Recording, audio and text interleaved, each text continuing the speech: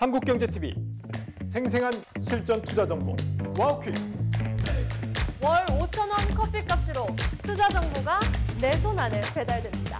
와우킥 N에서 만나요. 네, 섹터 인사이트 시간입니다. 오늘 함께할 업종은요, 인터넷과 게임입니다. 사실 상승장을 봤을 때 두 업종은 좀 철저하게 소외가 됐었죠. 오너 리스크나 밸류에이션 부담감, 그리고 게임주 같은 경우에는 신작 효과가 부재하면서 주가 역시 박스권에 갇혀서 답답한 흐름을 보여줬었습니다. 자, 내년도에는 인터넷과 게임 업종이 소외를 딛고 상승세를 보여줄 수 있을지 자세한 분석 들어보도록 하겠습니다. 이미석 미래에셋증권 연구위원 모셨습니다. 어서 오세요. 반갑습니다. 안녕하십니까. 네, 인터넷 업종 먼저 살펴보도록 하죠. 인터넷 업종 하면 우리가 가장 먼저 떠오르는 기업이 네카오가 될 것 같습니다. 네이버와 카카오 종목만 보더라도 사실 연초 대비해서 주가가 상승세를 보였습니다만 워낙 올해 시장이 잘 갔기 때문에 체감적으로는 좀 소외가 되지 않았나라는 생각이 드는데요. 자, 지금 정부가 스테이블 코인 제도화에 적극적으로 가고 있습니다. 이와 관련해서 양사의 차이점, 차별점은 뭐라고 보십니까? 네, 최근에 뉴스가 많이 나왔었죠. 네이버는 두나무와 이제 협력을 강화를 한다, 이런 뉴스가 나왔고, 결국 네이버가 좀 가고자 하는 이러한 방향 자체는 거래소 중심의 스테이블 코인 컨소시엄을 구축을 하겠다라고 보시면 좋을 것 같아요. 그래서 네이버가 갖고 있는 네이버 페이, 결국 간편 결제 시장에서의 압도적인 파워와 국내 이제 거래소 시장에서 갖춘 업비트의 압도적인 파워를 합쳐가지고 시너지 효과를 내겠다라는 게 네이버 업비트 컨소시엄의 전략으로 보시면 좋을 것 같고요. 카카오 같은 경우는 좀 다소 좀 다른 전략을 펼치고 있긴 합니다. 앞서 말씀드린 네이버 업비트, 그리고 뉴스로는 좀 언론에서 많이 나왔었던 빗썸과 토스 연합과 달리 카카오 같은 경우는 내부적으로 카카오페이와 카카오뱅크와 같은 계열사들이 있다 보니까 내부 생태계에서 스테이블 코인을 직접 구축하고자 하는 그런 전략을 펼치고 있습니다. 네, 지금 스테이블 코인과 관련해서 여러 가지 시각이 좀 엇갈리고 있는데 스테이블 코인 발행 권한이 은행에게 부여될 것이다, 이런 시나리오가 있었고요. 최근에는 핀테크 기업의 진입을 허용하는 이런 방안도 좀 추진이 되고 있습니다. 이 부분 풀어볼까요? 네, 은행에서 51%를 가지는 방안에 대해서 좀 논의가 중점적으로 되고 있다라는 뉴스가 지난주에 좀 많이 나왔었고요. 그러나 이제 이번 주에 들어와서 좀 밝혀지고 있는 걸로는 아직 어떤 쪽으로도 확정이 된 바는 좀 없습니다. 그래서 좀 논의가 활발하게 이루어지고 있는 그런 상황인데, 사실 글로벌에 있는 그런 케이스들을 좀 생각을 해보면 은행 지분이 50% 넘게 좀 가져가는 그런 케이스는 거의 없기는 합니다. 그래서 아무래도 이쪽 스테이블 코인이라는 것 자체가 굉장히 좀 변화가 빠르고 전략적으로도 수정할 부분들이 많다 보니까 은행 중심의, 그러니까 전통 중심의 이런 좀 기관이 가져가는 것보다는 핀테크 중심의 이런 좀 전략을 펼치는 그런 좀 법안이 마련될 가능성이 좀 더 높다라고 판단을 하고 있습니다. 네, 핀테크 중심의 스테이블 코인이 발행될 가능성이 크다라고 언급해 주셨고요. 전자상거래는 네이버랑 카카오의 당연히 핵심 요소, 핵심 사업으로 자리 잡고 있습니다. 최근에 불거졌었던 쿠팡의 개인정보 유출 사태에도 좀 영향을 받을 것 같은데 네이버가 반사 이익을 받을 것이다라는 분석이 있습니다. 이 부분에 동의하십니까?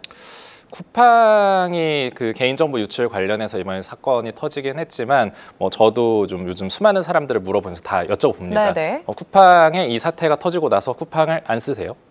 결국에 쓰게 되죠. 네, 대부분 아직 쓰고 계세요. 결국 과거에 이제 카카오가 화제가 났을 때도 좀 마찬가지였고 지금 워낙에 저희 삶 속에 좀 뿌리 깊이 내려있는 락인 효과가 굉장히 큰 이러한 플랫폼이다 보니까 쿠팡에 대해서 지금 유의미한 기존 로열티가 있는 유저들의 이탈이 좀 강하게 관찰이 되고 있지는 않아요. 물론 그러네요. 잠시 한두 주 사이에 이탈이 있을 수는 있지만 결국에는 좀 돌아올 가능성이 높다라고 보고 있어서 이번 좀 사태가 유의미한 좀 지각 변동이 되기는 좀 어렵다라고 좀 판단을 하고 있고요. 다만 네이버가 그렇다고 해서 쿠팡의 아성에 좀 도전을 못할 것인가를 생각을 해보면 네이버만이 갖고 있는 좀 멤버십 측면에서의 경쟁 우위에 대해서 좀 생각을 해볼 필요가 있다라고 좀 보고 있고요. 아무래도 저희가 쿠팡에서의 멤버십을 이용을 할 때는 쿠팡 플레이나 아니면 쿠팡 이츠와 같은 이런 서비스들을 더 이용할 수 있는데 그치지만 네이버 멤버십을 이용을 해보시면 페이 쪽에서 포인트를 쌓아주는 거에 더해서 컨텐츠 측면에서 본다라고 해도 네이버 웹툰이나 넷플릭스와 같은 이런 다양한 콘텐츠를 좀 즐길 수 있다는 게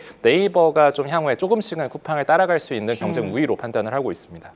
네, 쿠팡을 대항할 만한 여러 가지 요소들을 갖추고 있는 게 네이버다라고 언급을 해주셨고요. 지금 뭐 산업별로 거의 대부분의 산업이 AI가 접목이 되고 있는 것 같습니다. 전자상거래도 마찬가지가 될 텐데 쇼핑 에이전트 상용화 현황을 좀 하나하나씩 살펴봐야 될 것 같아요.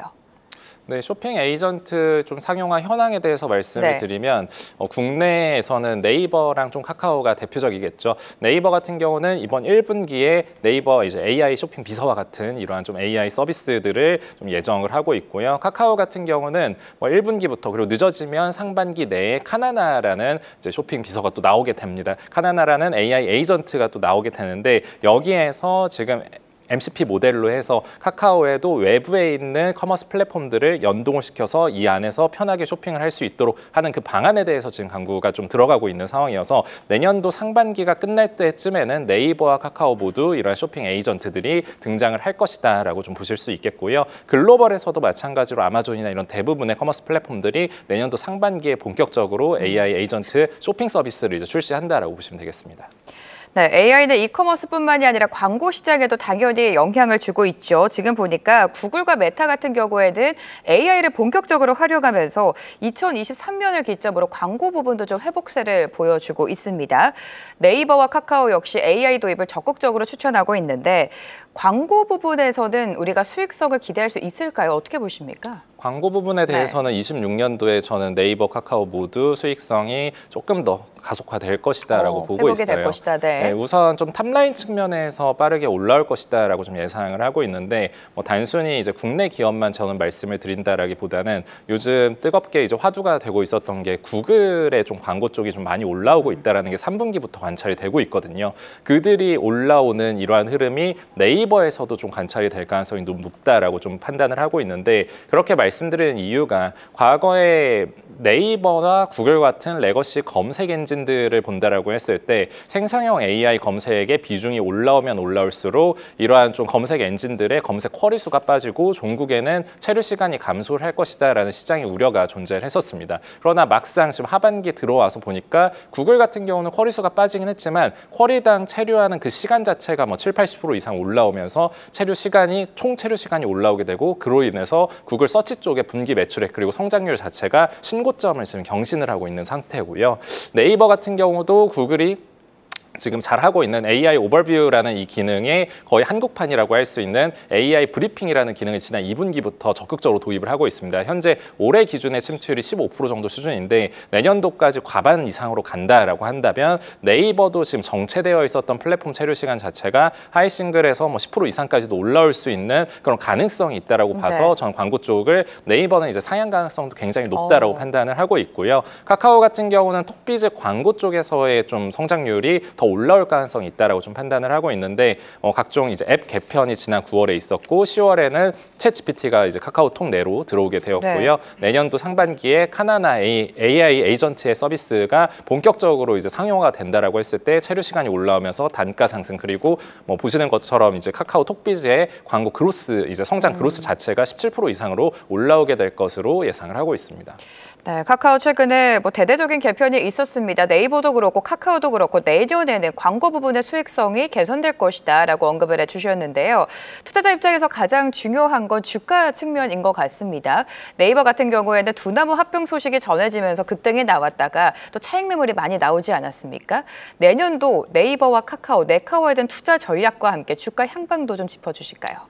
우선 네이버 같은 경우는 밸류에이션 부담이 굉장히 낮다라고 말씀을 드립니다. 앞서 말씀드린 이런 광고 부분의 실적 상향의 가능성을 좀 생각을 해본다면 지금 26년도 기준의 밸류에이션이 17배 정도로 작년에 가장 어려웠던 라인 이슈나 아니면 뭐 차이나 그러니까 시커머스의 이제 공습이 터졌었던 그 어려웠던 구간에서도 16배 라인을 좀 지켰던 거를 고려를 해보면 네이버는 현재 밸류에이션이 하단에 위치를 하고 있는 부담이 없는 그런 상황이다라고 말씀을 드릴 수 있고 만약에 앞서 말씀드린 것처럼 결국 네이버 역시도 총 체류 시간 자체가 반등이 나오는 흐름이 나온다라고 했을 때는 리레이팅이 가파르게 나올 수가 있는 그런 상황이다라고 말씀드릴 수 있겠습니다. 카카오 같은 경우는 조금은 네이버 대비 제가 톤을 보수적으로 말씀을 드리기는 합니다. 왜냐하면 카카오는 내년도에 대한 성장성이 굉장히 높게 저희가 볼 수 있는 거는 맞지만 어쨌든 시장의 기대치 자체가 회사에서 밝혔었던 각종 앱 개편과 AI 서비스의 도입을 통해서 체류 시간을 20%를 반전시키겠다라는 가정치가 들어간 숫자가 26년도에 지금 컨센서스이기 때문에 여기를 좀 맞추기 위해서는 지금 월간 단위로 보았을 때 체류 시간 증가의 흐름이 계속 관찰이 되어야 되는데 아직은 이제 올해 12월까지만 놓고 보았을 때는 살짝 밋밋한 그런 부분이 있다 보니까 1분기에 카나나의 정식 서비스 이후에 이 체류 시간이 올라오는 흐름이 관찰될 경우 저희도 조금 더 적극적으로 플레이를 하는 거를 추천을 드리고 있습니다. 네, 삼성전자랑 하이닉스 같이 네이버와 카카오도 항상 두 종목에 같이 질문이 나오는 것 같습니다. 지금 연구원님께서는 카카오보다는 네이버를 그래도 좀 추가적인 상승 동력이 있다라고 판단하고 계시는 것 같습니다. 게임주로 넘어가 보도록 하죠. 게임주 역시 주가가 굉장히 좀 아쉬웠습니다. NC소프트 같은 경우에도 신작이었죠. 아이온이 공개가 되면서 주가가 상승세를 보였다가 또다시 출렁였다가 신작 효과가 그렇게 오래 가지는 못했는데 올해 게임 업종 전반적인 분석을 도와주실까요? 네, 제가 최근에 게임 좀 인덱스 리포트로도 좀 시장에 많이 말씀드리고 있는 포인트 중에 하나가 게임 업종의 성장성이 옛날 같지 않다라는 맞아요. 이야기를 드리고 네. 있어요. 그 이유가 과거에는 그래도 뭐 하이싱글 이상의 연간 단위의 성장률이 나왔었는데 지금 올해랑 내년도에 제가 예상을 하고 있는 시장 성장률 자체가 3%에 불과하거든요. 그 이유는 쇼폼한테 많이 유저들을 뺏기고 있다라고 보시면 됩니다. 그리고 두 번째로는 중국 게임사와의 AI 도입 속도나 아니면 구조조정이나 이런 인력단에서의 변화도 좀 속도 차이가 나다 보니까 국내 게임 업종에 대한 리레이팅을 좀 기대하기가 좀 어려운 상황이다 보니 뭐 저는 지금 국내 게임 업종의 유일한 희망은 앱 수수료 인하가 있다라고 좀 말씀을 드리고 있어요. 그래서 앱 수수료 인하의 흐름이 본격화가 된다라고 했을 때 국내에서 가장 크게 이제 수혜를 볼 수 있는 그런 기업들은 아무래도 모바일 게임 비중이 높은 그런 기업들로 좀 말씀을 드릴 수가 있을 것 같습니다. 네, 앱 수수료 인하가 하나의 모멘텀으로 작용하고 있지만 과거와만큼 게임주의 성장을 기대하기에는 제한적일 것이다라고 언급을 해주셨는데 지금 보니까요 글로벌 게임 산업 전반적으로 좀 둔화하는 모습인데 그 속에서 중국 시장은 굉장한 성장을 보여주고 있습니다. 중국 게임 시장이 계속해서 성장하는 이유와 함께 이 시장을 국내 기업들이 침투할 가능성이 있다고 보십니까? 어떻게 예상하세요? 네, 우선 중국 네. 게임 시장의 성장성에 대해서 먼저 말씀을 드리면 앞서 글로벌 게임 시장의 성장률이 한 3% 정도로 지금 내려온 상황이다라고 말씀을 드렸었는데 중국 게임 시장은 뭐 상반기 기준으로 보았을 때 14% 정도, 연간으로 본다라고 해도 10에서 15% 정도로 상대적으로 굉장히 높은 성장성을 보이고 있는 그런 상황입니다. 이거를 좀 세그먼트별로 나누어서 생각을 해본다라고 한다면 모바일 게임 시장의 성장률 자체는 이전보다는 떨어졌습니다만 콘솔 쪽에서의 압도적인 성장률이 지금 중국에서 관찰이 되고 있고요. 추가적으로 미니게임이라고 부르는 따로 이제 게임을 다운받아서 쓰지 않고 뭐 위챗과 같은 이런 플랫폼 내에서 바로 이제 게임을 할 수 있는 이런 미니 게임에서의 고성장세가 관찰이 되고 있는 상황입니다.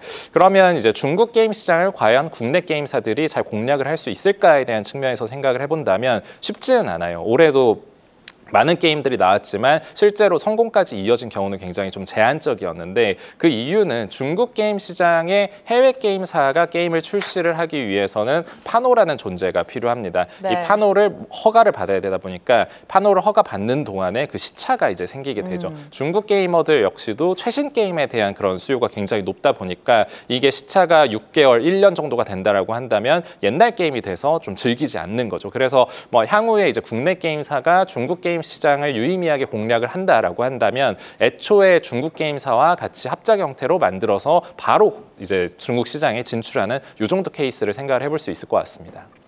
자, 이런 가운데 유저들의 취향이 변하고 있고 게임주 같은 경우에는 결국에 가장 큰 모멘텀은 신작이었습니다. 신작 출시 전에 기대감을 모으면서 주가가 상승을 했다가 오히려 신작이 공개되고 실망 매물이 나오는 경우가 많았는데 올해 신작은 어땠습니까? 그리고 내년도에 우리가 기대를 걸어볼 만한 신작이 있습니까? 일단 올해 신작에 대해서 먼저 말씀을 드리면 앞서 잠시 이야기가 나왔던 NC의 아이온2가 가장 큰 기대작이었다라고 보시면 될 것 같아요. 그래서 이 아이온2 자체는 트래픽 측면에서는 흥행을 했습니다. 그러나 지금 트래픽의 유지 측면에서 본다라고 한다면 일단은 좀 하향 안정화가 되는 흐름들이 나타나고 있다 보니까 뭐 내년도 이후에 내년도 하반기로 예상이 되는 글로벌을 출시할 때 다시 한번의 모멘텀을 기다려볼 수 있지 않을까 생각을 하고 있고요. 내년도를 저희가 생각을 해보았을 때는 우선 넷마블이 1월 28일 날 출시를 예정을 하고 있는 7대적 오리진이 좀 큰 기대작으로 저는 판단을 하고 있고요. 3월 20일 날 좀 예정되어 있는 오랜 기간 이제 게이머들이 많이 기다려왔던 펄어비스의 붉은 사막 정도가 내년도에 가장 큰 기대작들로 말씀을 드릴 수 있을 것 같습니다. 네, 넷마블과 펄어비스의 붉은 사막 대작이 좀 기다리고 있다라고 짚어주셨습니다. 자, 그렇다면 현 시점에서 내년까지 끌고 갈 만한 게임 업주 최선호주 들어볼게요. 네, 게임 업종 최선호주 같은 경우는 앞서 제가 그 신작들 라인업에서도 큰 기대를 하고 있었다라고 하는 넷마블을 좀 탑픽으로 말씀을 드리고 있고요. 넷마블을 탑픽으로 말씀드리는 이유 자체는 우선은 최근에 이제 주가 조정도 굉장히 많이 나오면서 밸류에이션 매력도가 좀 많이 생긴 상황입니다. 내년도 기준에 밸류에이션이 10에서 11배의 라인까지 좀 떨어진 상황이고요. 여기에 추가적으로 신작에 대한 모멘텀이 앞서 말씀드린 1월 28일 날 출시 예정인 7대적 오리진으로부터 이제 좀 더 나올 것이고, 그리고 추가적으로 앞서 제가 서두에 좀 말씀을 드렸던 앱 수수료 인하 측면에서 생각을 해본다라고 한다면 넷마블 같은 경우가 모바일 게임, 그러니까 자체 결제를 제외한 모바일 게임의 비중이 90% 이상으로 이 지급 수수료가 절감이 된다라고 했을 때 이익 민감도가 압도적으로 높은 기업입니다. 그래서 예를 들어서 올해 17%로 모바일 수수료가 절감이 되었었다라고 한다면 올해 이 회사가 버는 이익이 3,600억 정도 규모인데 여기에 추가적으로 3,200억 정도가 붙었다라고 보시면 될 것 같아요. 그래서 이익단의 거의 사이즈가 2배가 될 수 있는 그러한 좀 사안이다 보니까 이런 업사이드 리스크까지 생각을 해보면 여기서는 좀 넷마블을 꼭 담아가자라고 저는 추천을 드리고 있습니다. 네, 게임 업종 탑픽은 넷마블이었습니다. 주가 추이 참고해 보시기 바라고요. 이미석 미래에셋증권 연구위원과 오늘 이 시간 함께했습니다. 고맙습니다. 감사합니다. 계속해서 다양한 경제 이슈를 알고 싶다면 구독과 좋아요, 알림 설정 부탁드립니다. AI 캐스터 권미정이었습니다.